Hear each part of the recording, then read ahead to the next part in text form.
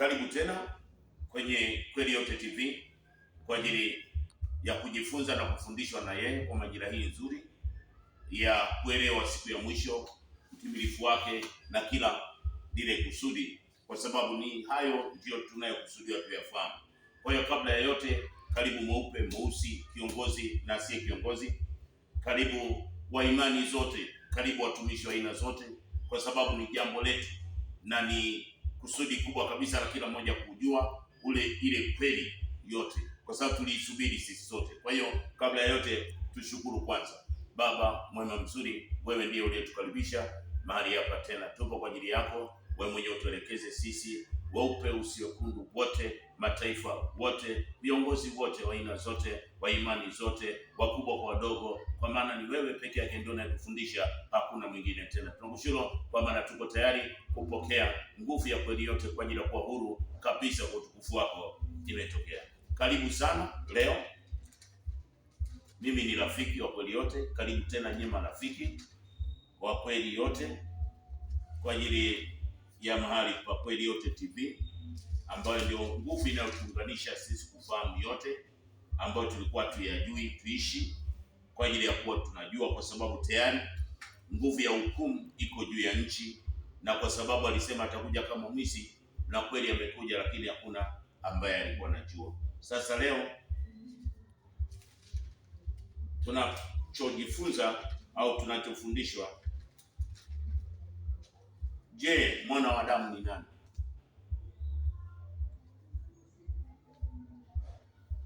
Mwana wa Adamu ni nani? Sasa mwana wa Adamu ndio amehusishwa sana kuonekana huko. Nitasoma mistari na ndio swali kubwa ambalo liko juu ya nchi.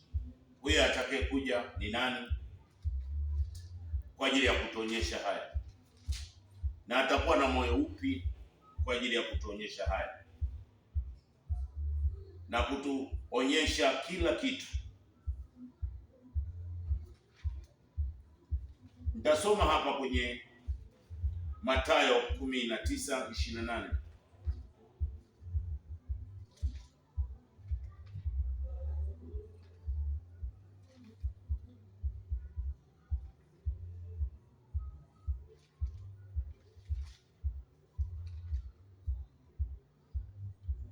Yesu akawaambia, amini nawaambieni ya kwamba ninyi mlionifuata mimi, katika ulimwengu mpya atakapoketi mwana wa Adamu katika kiti cha utukufu wake, nanyi mtaketi mkihukumu kabila 12. Hapo kuna lugha mbili. Kuna Yesu anawaambia kwamba kwa utimilifu kabisa kwamba nyinyi mlionifuata kwa wakati huu. Ina maana anasema kwa mfumbo, kwa sababu Yesu alikuwa anasema kwa mfumbo, kwa sababu kwa uhalisia yeye alikuja kinabii. Sasa kwa sababu hatukujua ni lugha ipi alikuwa anaiongelea, hakuna aliyekuwa anajua. Lakini sasa kwa sababu ya wakati huu wote tunajua na wote tunafundishwa. Tunaona tena kwenye Mathayo 26, Mathayo 24 ile 36.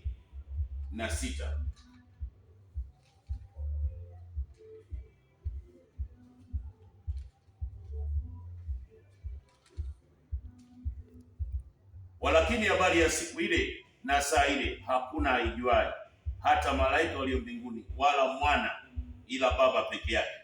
Kwa maana kama vile ilivyokuwa siku za Nuhu, ndivyo kutakavyokuwa kuja kwake mwana wa Adamu. Hapo tunamwona tena mwana wa Adamu, yeye ndio atakuja kwenye majira tusiyozani. Kwa hiyo tutakuwa naye kwenye uumbaji, tutakuwa kwenye maisha haya, lakini atakuja, lakini hakuna atakayejua. Huyo ndiye anaitwa mwana wa Adamu. Alafu tunaona hapa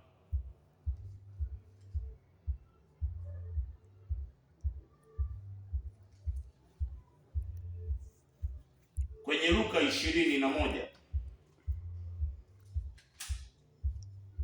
ule mstari wa 34, basi jiangalieni mioyo yenu isije ikaelemewa na ulafi na ulevi na masumbufu ya maisha, siku ile ikawajia ghafla kama mtego unasavyo, kwa kuwa ndivyo itakavyowajilia watu wote wakao juu ya nchi nzima. Basi kesheni ninyi kila wakati mkiomba, ili mpate kuokoka katika haya yote yatakayotokea na kusimama mbele ya Mwana wa Adamu.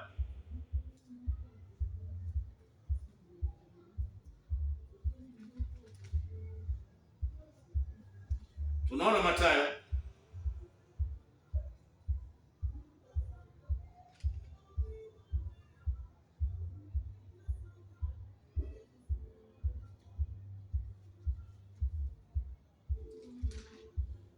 16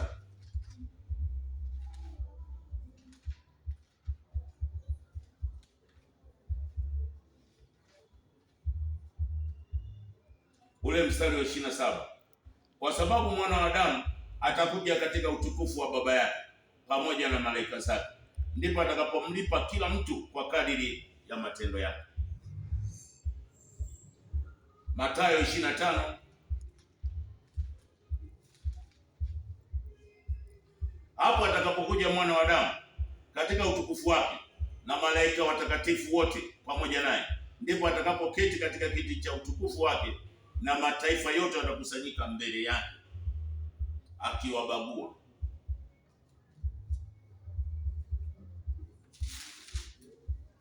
Kwa sasa huyo Mwana wa Adamu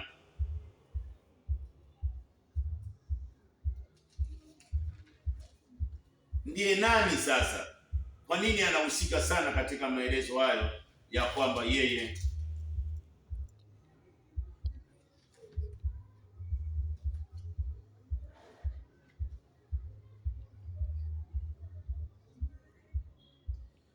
hata Mathayo 24 ule mstari wa 39,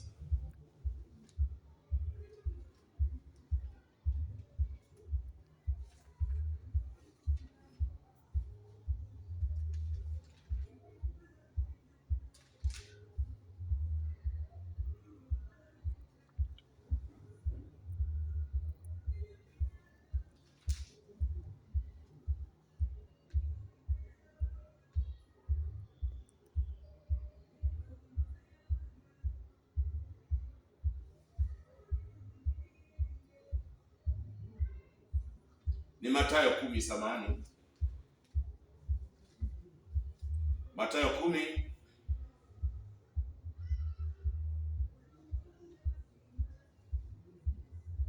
ule mstari wa 23, lakini atakapofukuzwa katika mji huu, kimbieni mwingine, kwa maana ni kweli nawaambia, hamtalitimiza miji yote hata ajapo Mwana wa Adamu. Mathayo 26 na yenyewe 64. Nasoma hivi alafu tuje tuunganishe tuelewe kwa pamoja.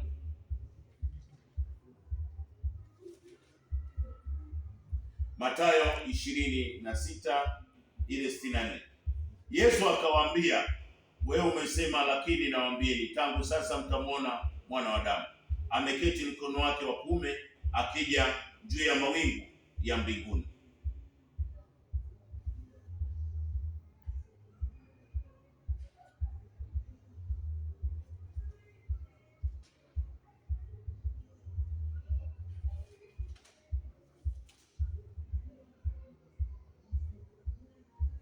Tunaona Mathayo 12 na yenyewe 31. Kwa sababu hiyo naambieni, kila dhambi na kila neno la kufuru watasamehewa wanadamu, ila kwa kumfukuru Roho hawatasamehewa. Naye mtu yeyote atakayenena neno juu ya Mwana wa Adamu atasamehewa, bali yeye atakayenena neno juu ya Roho Mtakatifu atasamehewa katika ulimwengu huu na ule ujao, ambao ni wa sasa.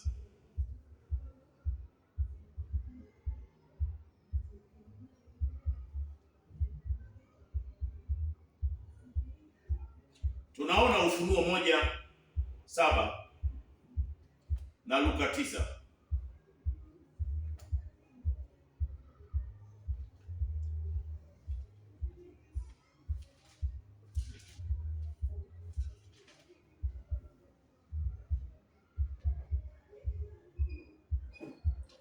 Tazama yuaja mawinguni, na kila jicho litamwona, na hao waliomchoma, na kabila zote za dunia wataomboleza kwa ajili yake. Naam, imetokea.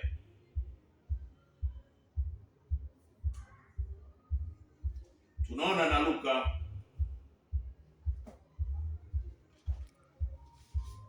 9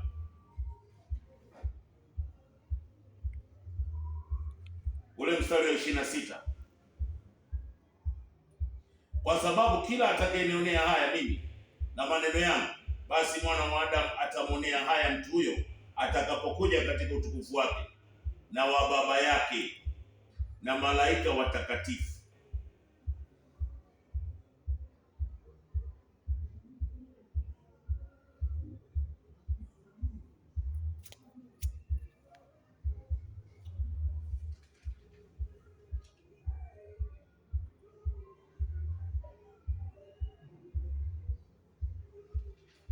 Kwa hiyo maana halisi sasa ya mwana wa Adamu ni kifaa au mtu anayebeba ule moyo wa Baba. Atakuja kwenye mazingira ambayo hakuna mtu ambaye atakuwa anaelewa.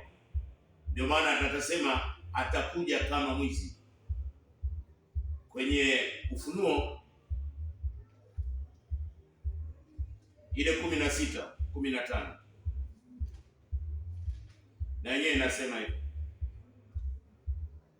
tazama naja kama mwizi, heri ya keshaye. Kwa hiyo kusudi kubwa baada ya Yesu kutoweza kufahamika, kwa hiyo hata mwana hakufahamika. Narudia, yaani Yesu utume wake kutofahamika, alichoagizwa ni nini, kimeleta shida sana hata mwanadamu kueleweka, kwa sababu ya ile majira ya kufungwa tukiwa kwenye utumwa wa Babeli. Kwa hiyo hata ule utume wa Paulo umesababisha mazingira ya kutoeleweka. Yule atakaye kuja, tutaanza na Yesu alafu na Paulo. Yesu alichokuwa ametumwa, alitumwa kuja kutuelezea habari ya siku ya mwisho kwenye ile mistari ambayo kila mmoja anaijua, Mathayo 24 ile 1 mpaka mwisho, na Luka 21 inaanza ile 5 mpaka mwisho, na Marko 13 mwanzo mpaka mwisho. Kwa hiyo hicho ndicho alichotumwa kuja kutuonyesha kwamba je, siku ya mwisho itakuwaje? Kutakuwa na ishara, kutakuwa na matetemeko, kutakuwa na vita taifa kwa taifa. Pale mtakapoliona chukizo la uharibifu likiwa limekaa, tumeliona. Tumeona sasa nguvu ya siku ile ya vita, tumefundishwa. Hicho ndicho alichokuwa amekuja kutuelezea, lakini kwa sababu tulikuwa tayari tuko utumwani kwenye miaka 900 kupitia ile nguvu ya anguko la Adamu la Mwanzo 2:25 23:25, akapunguziwa ile majira ndani yake. Kwa hiyo ile moja ya baba haikuonekana, na ile majira ya 28 mwaka wenye miezi 9, yaani kumwacha baba na kumwacha mama na kutomwelewa baba wala mama. Kwa hiyo akapunguziwa ile maisha, akawa na 930. Kwa hiyo tunaona anapelekwa utumwani Babeli kwa ajili ya Yeremia 27 ile 5 mpaka 29. Tunaona inaonekana kwenye Yeremia 29 10 mpaka 14 na Danieli 9, hata na Mika 5 ile 4 utaiona hapo. Kwa hiyo hicho ndicho alichokuwa ametumwa kwa mpaka utimilifu wake hakuna aliyekuwa anajua.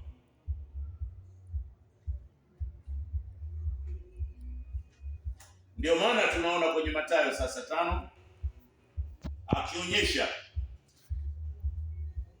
17, msidhani ya kuwa nimekuja kutangua Torati au manabii, sikuja kutangua bali kutimiliza.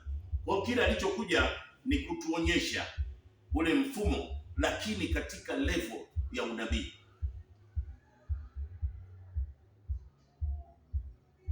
Tunaona Luka 4:43.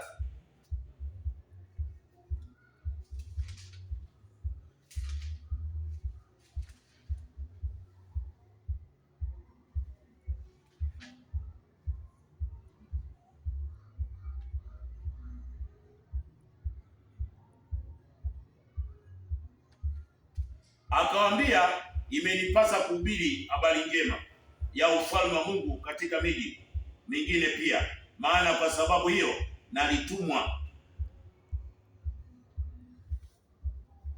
Kwa hiyo wale waliokuwa wanajua alitumwa nini, walikuwa ni roho zilizokuwa zinatenda kazi kwenye majira hili, ambazo zilikuwa kwenye nguvu ya majira ya Babeli.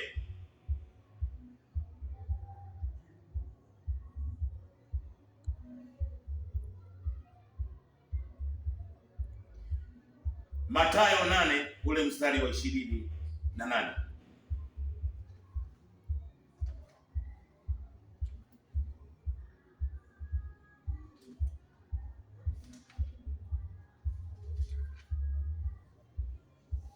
Na alipofika ng'ambo katika nchi ya Gerasi, watu wawili wenye pepo walikutana naye, wanatoka makaburini, wakali mno, hata mtu asiweze kuipitia njia ile. Na tazama, wakapiga kelele wakisema, tuna nini nawe, mwana wa Mungu? Je, umekuja kututesa kabla ya muhula wetu? Kwa hiyo walikuwa roho ndio ilikuwa inaona, kwa sababu sisi tulikuwa hatuna jicho. Baada ya ile Mwanzo 2:23, Baba alitunyang'anya jicho, alitunyang'anya sikio, alitunyang'anya akili, kwa tukawa utumwani. Ndio maana unaona watu wote wengi tulikuwa tunapenda ishara na miujiza. Kukaa kufundishwa hapana, ule muda hatuna, kwa sababu tuko utumwani. Aliye utumwani hawezi akajifunza. Kwa tunaona sasa, ili uzilishe uone kwenye Luka 18 ile 8, anaambia dunia kwamba je, atakapokuja, je, ataikuta imani? Nawaambia atawapatia, walakini atakapokuja Mwana wa Adamu, ataiona imani duniani?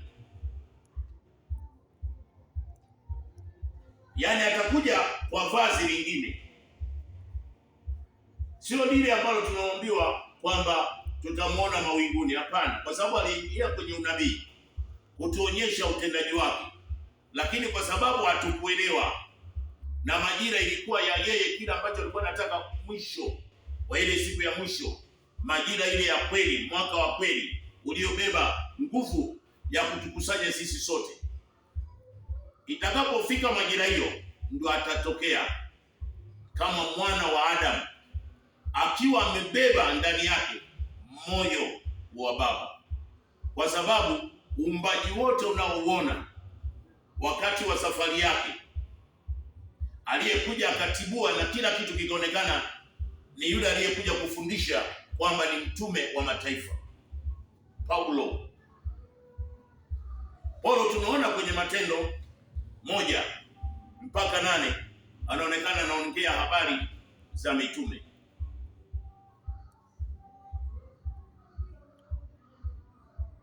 Na habari za Yesu, jinsi alivyotiwa mafuta mpaka ile 10.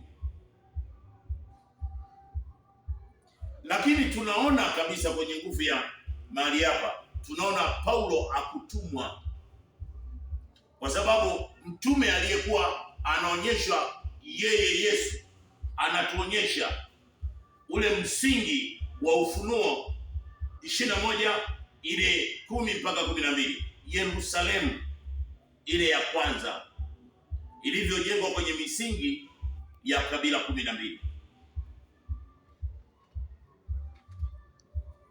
Kwa hiyo huo ndio ulikuwa msingi juu ya nchi, ambao ndio alikuwa anaonyesha kwamba ibada yake imechafuka. Kwa hiyo akija ataiondoa ibada hiyo kwa maelezo ya moyo, sio tena ile roho yake, hapana, ile moyo wa Baba, yani ile Roho Mtakatifu ambaye tayari hakuachiliwa ule moyo. Kwa ile mafundisho tuliyofundishwa, tuliambiwa Roho Mtakatifu aliachiliwa, lakini Roho Mtakatifu hakuwepo. Wewe kiongozi utaona, wewe mweupe, wewe wa imani, Roho Mtakatifu anayetenda kazi juu ya nchi hakuwepo.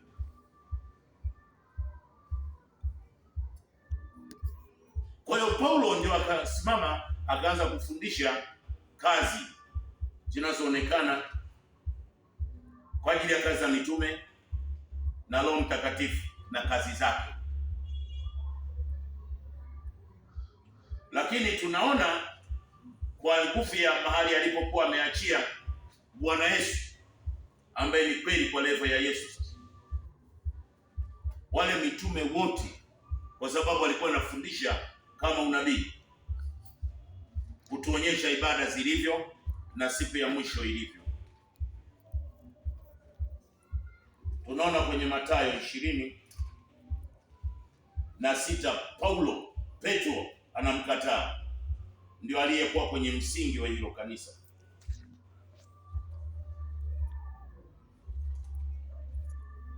Kwa alipokataliwa, kwa sababu alikuwa anatuonyesha kwamba ni kwa nini inavunjika hiyo madhabahu inayoitwa Yerusalemu ya kwanza. Inavunjika kwa sababu msingi umejengwa kwa mitume 12, kabila 12, na wote hao hawako kwenye nguvu ya kuamini. Ndio maana anatuonyesha ile process yake, anzia pale alipoanza kupata mitume 12. Kwa mtume aliyekuwa amepewa dhamana anaonekana kwamba ni Petro, lakini na Petro anatuonyesha Petro kiongozi. Hakuna kiongozi wa kanisa. Kwenye Mathayo 26 ile 69 anamkana mara 3 tena kwa kiapo. Kwa hiyo hata wakati anampaka ile mafuta kupitia Yohana ile 20 ule mstari wa 11, anampaka mara 3 mafuta ya kuchunga, ya kulisha na kuchunga wana kondoo wake. Lakini kwa sababu alikuwa anatuonyesha kondoo hawana malisho, kwa sababu wote kanisa alipo ndio lile kusudi alilokuwa amekuja. Lakini kwa sababu kulikuwa kuna madhabahu sasa na ibada mbalimbali za Mafarisayo na Masadukayo, ina maana zile roho chafu ndio zilijua kwamba huyu ametumwa kiunabii.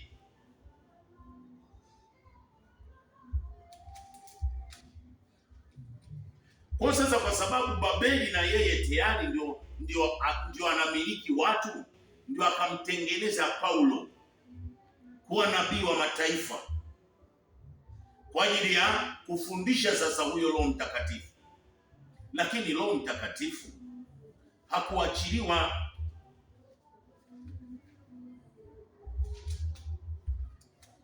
Utaona hapa kwenye Yohana 7 ule mstari wa 37.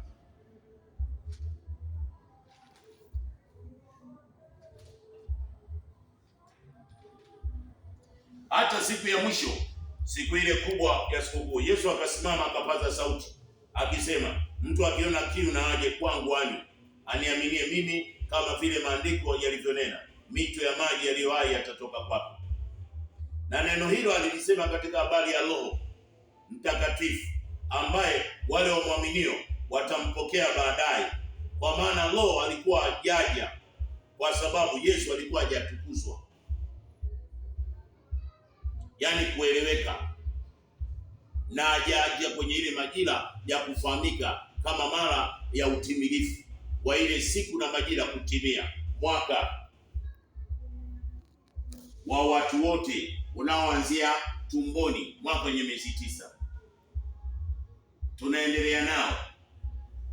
Huo ndio utukufu nao kuja nao sasa mwana wa Adamu,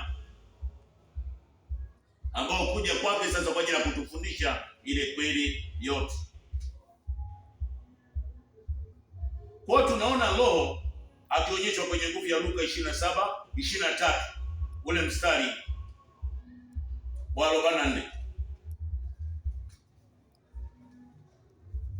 Yaani hapa juu ya nchi hakuna kilichobaki, kwa sababu yeye alikuja kiunabii. Kwa kila kitu chake aliondoka nacho.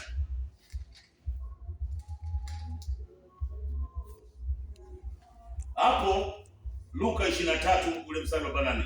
Hapo ilipokuwa yapata saa 6, kukawa na giza kuu juu ya nchi yote. Hata saa 9 jua limepungua, nuru yake na pasia na hekalu likapasuka katikati. Huyo kweli kwa levo Yesu akalia kwa sauti kuu akisema, "Ee Baba, mikononi mwako naiweka roho yangu." Alipokwisha kusema hayo, alikata roho. Kwa hiyo ule utendaji wa sisi kutumia Roho Mtakatifu kama Mtume Paulo anavyosema, ilikuwa ni ya kutengeneza, kwa sababu huyu mwana wa Adamu, huyu ndiye anayekuja akiwa sasa, kwa sababu yule anaitwa Roho Mtakatifu au Roho wa kweli au moyo wa Baba utakuwa umebebwa sasa na huyo mwana wa Adamu kwa ajili ya kuifundisha ile kweli yote. Ndio narudi sasa, kwa sababu atakuja kama mwizi na hakuna ajuaye, lakini ataanza kufundisha na matokeo juu ya nchi yatakuwa, kwa sababu msingi wa dunia umetikisika tayari.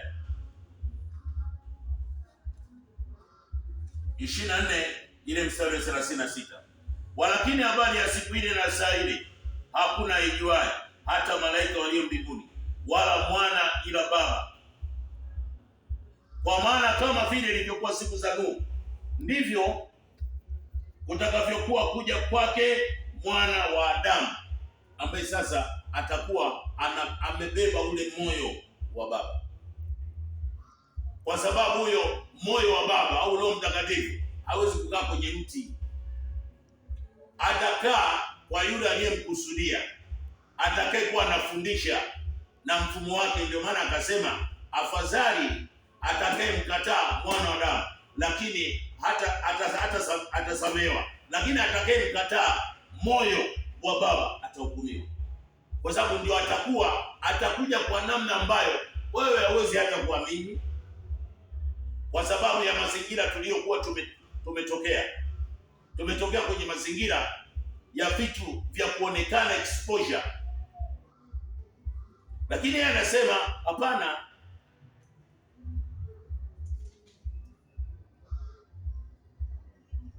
yeye amekuja tofauti.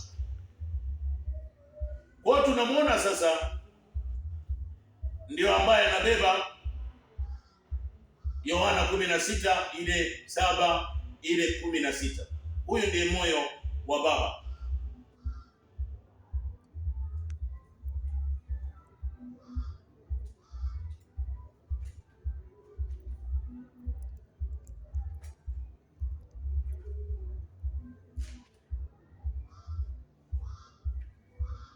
Lakini mimi nawaambia iliyo kweli, yafaa ninyi mimi niondoke, kwa maana mimi nisipoondoka huyo msaidizi atakuja kwenu, bali mimi nikienda zangu nitampeleka kwenu, na akisha kuja kwenu atauhakikishia ulimwengu kwa habari ya dhambi. Kwa hiyo moyo wa Baba sasa ndio unahakikisha dhambi ya kwanza ni kutokuamini,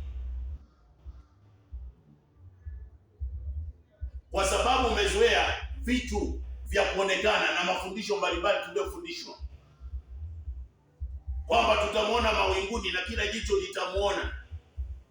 Si hivyo, atakuja namna ambavyo kila mmoja ajui, haelewi, lakini uumbaji utatikisika kama sasa ulivyo.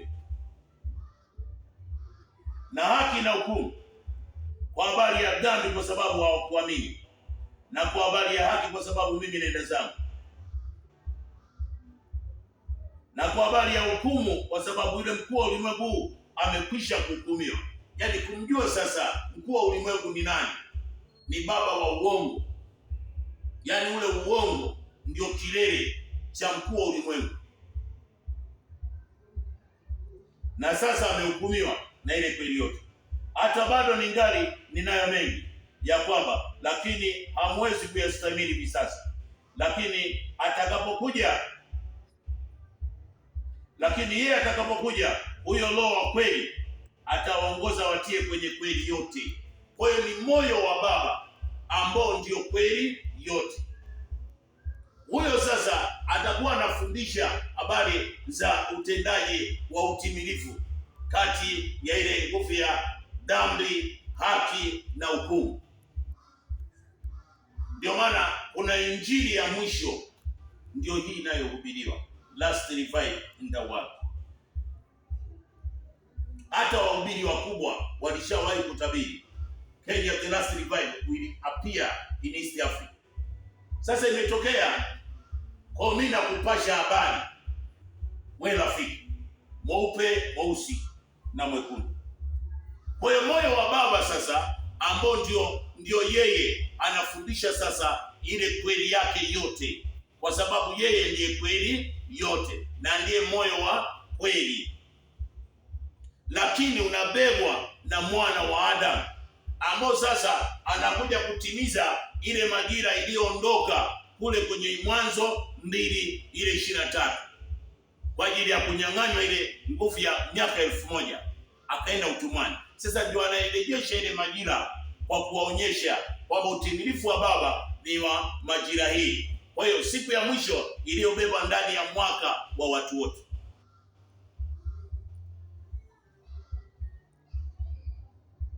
Tunaona Yohana 6:63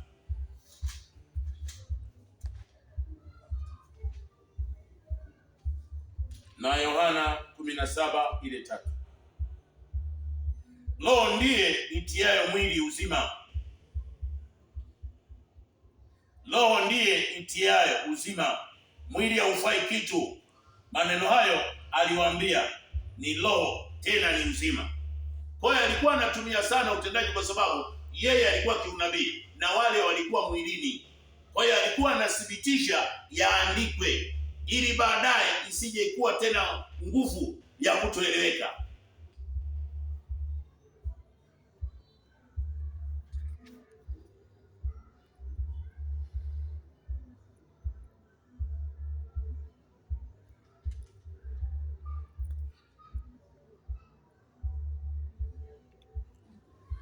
Yohana 14:16.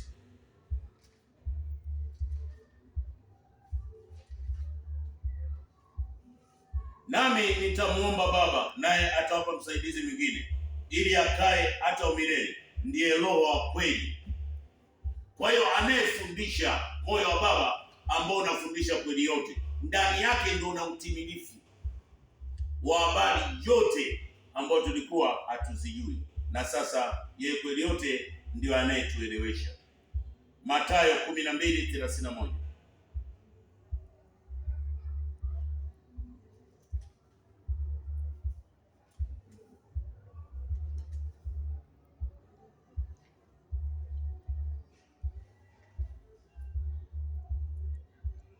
Kwa sababu hiyo naambieni, kila dhambi na kila neno la kufuru watasamehewa wanadamu, ila kwa kumkufuru Roho wa kweli hawatasamehewa. Kwa hiyo kwa sababu Roho alikuwa hajafika, moyo wa Baba ambao wa kutufundisha kweli yote sasa umefika. Huu ndio unasema kwamba kwenye majira ndio utatamka siku ya mwisho ikoje, vita ya siku ya mwisho ikoje, na kazi yake ni nini, kwa ajili ya kusimamisha ile ibada ya utimilifu, kama vile ilivyokuwa wakati wa Nuhu. Watu walikuwa wakila na kunywa, kukatokea, ndivyo kutakavyokuwa kuja kwake mwana wa Adamu. Wote hawatakuwa wanafahamu, atakuja atasimamisha kila kitu, halafu ndio ataanza kufundisha kama vile unavyosikia sasa kwenye hilo wingu ambalo Baba amekupa.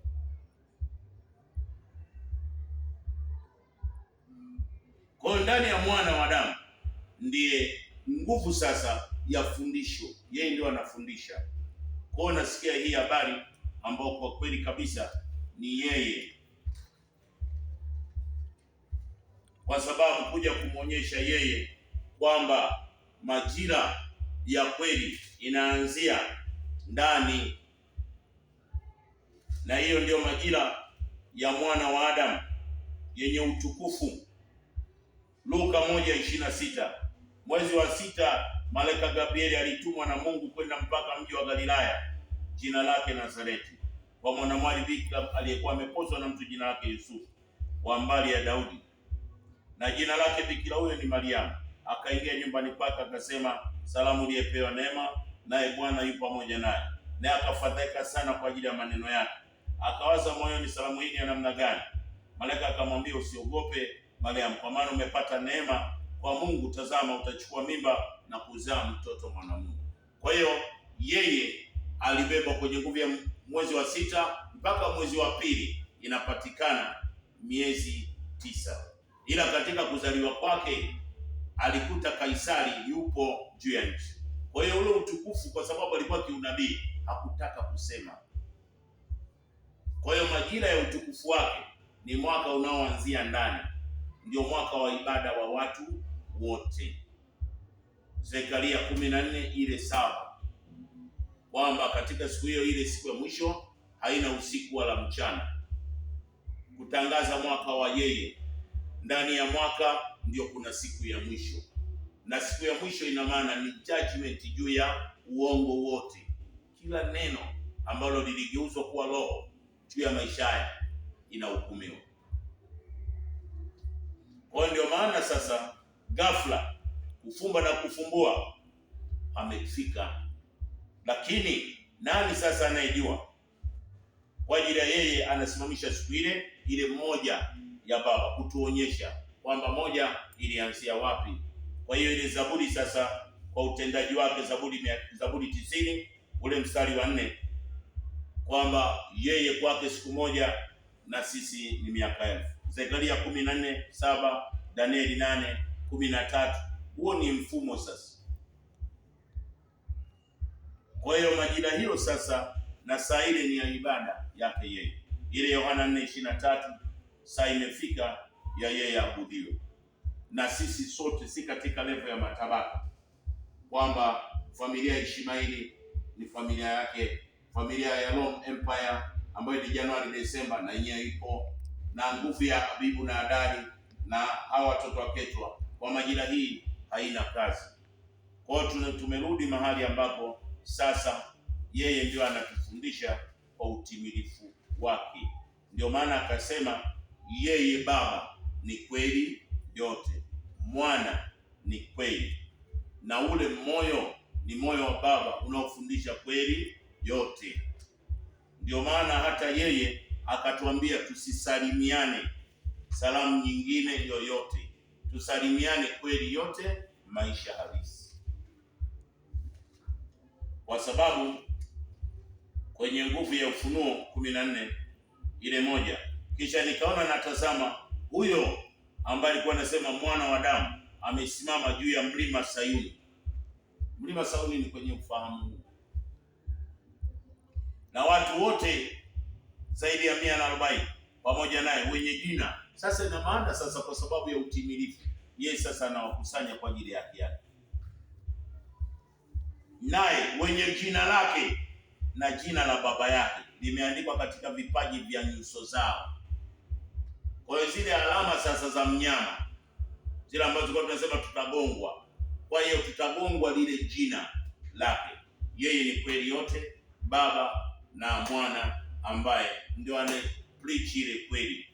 Kwa hiyo kwa utimilifu wake umemwelewa mwana wa Adamu. Kwa hiyo mwana wa Adamu ndio chombo cha kubeba ule moyo wa Baba, ambao kwa uhalisia ndio unafundisha ile level sasa ya sisi kumjua Baba ni nani, Mwana ni nani, Roho Mtakatifu ni nani, wote, na msingi wa kanisa ni nini, siku ya mwisho ni nini, vita ya siku ya mwisho ikoje, na ibada sasa tunatakiwa tumwabudu katika kweli yote. Yaani unaabudu unachokijua. Namalizia hapa kwenye Yohana 16 kule mstari 25. Hayo nisemayo nanyi kwa misali, saa yaja ambayo sitasema nanyi tena kwa misali, bali nitawapa habari ya Baba wazi wazi. Kwa hiyo hapa sasa tunaambiwa kosa lililokuwa mistake kubwa juu ya nchi ni kutojua nguvu ya Yesu alitumwa nini na Paulo alichotumwa ni nini. Kwa hiyo tushukuru. Kwa hiyo karibuni sana kwenye majira hii timilifu yake yeye, kwa ajili ya wote kumshukuru. Mmebarikiwa wote, weupe weusi.